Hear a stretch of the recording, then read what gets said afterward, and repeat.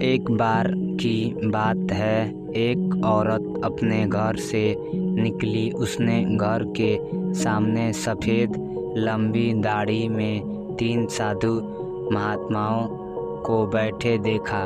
वहाँ वह उन्हें पहचान नहीं पाई। उसने कहा, मैं आप लोगों को नहीं पहचानती, बताइए क्या काम है? हमें भोजन करना है।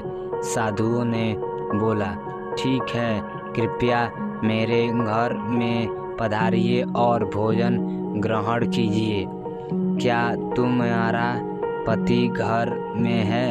एक साधु ने प्रश्न किया। नहीं, वह कुछ देर के लिए बाहर गए हैं, औरत ने उत्तर दिया। तब हमें अंदर नहीं आ सकते, तीनों एक साथ बोले। थोड़ी देर में पति घर वापस आ गया। उसे साधुओं के बारे में पता चला तो उसने तुरंत अपनी पत्नी से उन्हें पुनः आमंत्रित करने के लिए कहा। औरत ने ऐसे ही किया। वह साधुओं के समक्ष गई और बोली, जी, अब मेरे पति वापस आ गए हैं, कृपया आप लोग हमारे घर में प्रवेश करिए। हम किसी के घर में एक साथ प्रवेश नहीं करते। साधुओं ने स्त्री को बताया, ऐसा क्यों? औरत ने अचरज से पूछा। जवाब में मध्य में खड़े साधु ने बोला, पुत्री, मेरी दाईं तरफ खड़े साधु का नाम धन और बाईं तरफ खड़े साधु का नाम सफलता है और मेरा नाम प्रेम है। अब जाओ और अपने पति से विचार विमर्श करके बताओ कि तुम हम तीनों में से किसे बुलाना चाहती हो। और अंदर गई और अपने पत्नी से सारी बात बता दी। पति ने बेहद खुश हो गया। वह अंदर आ गया। चलो जल्द से धन को बुला लेते हैं, उसके आने से हमारा घर धन दौलत से भर जाएगा और फिर कभी पैसों की कमी नहीं होगी।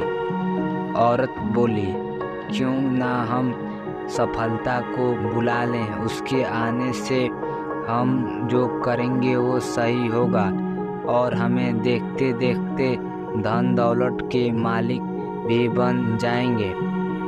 हम तुम्हारी बात भी सही है, पर इसमें मेहनत करनी पड़ेगी। मुझे तो लगता है धन को ही बुला लेते हैं। पति बोला। थोड़ी देर उसकी बहस चलती रही, पर वो किसी निश्चय पर नहीं पहुंच पाए और अंततः निश्चय किया कि वह साधुओं से यह कहेंगे कि धन और सफलता में जो आना चाहे वो आ जाए। औरत झट से बाहर गई और उसने यह आग्रह साधुओं के सामने दोहरा दिया।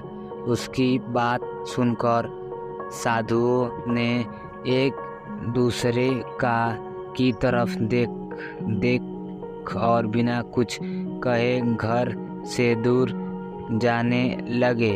अरे, आप लोग इस तरह वापस क्यों जा रहे हैं?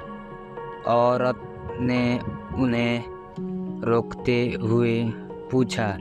पुत्री, दरअसल हम तीनों साधु इसी तरह द्वार द्वार जाते हैं और हर घर में प्रवेश करने का प्रयास करते हैं।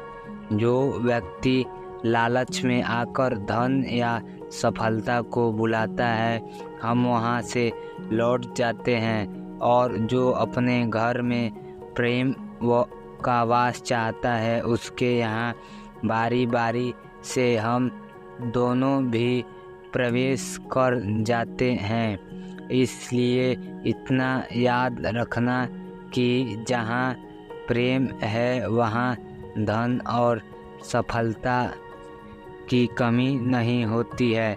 ऐसे कहते हुए धन और सफलता नामक साधुओं ने अपनी बात पूर्ण की।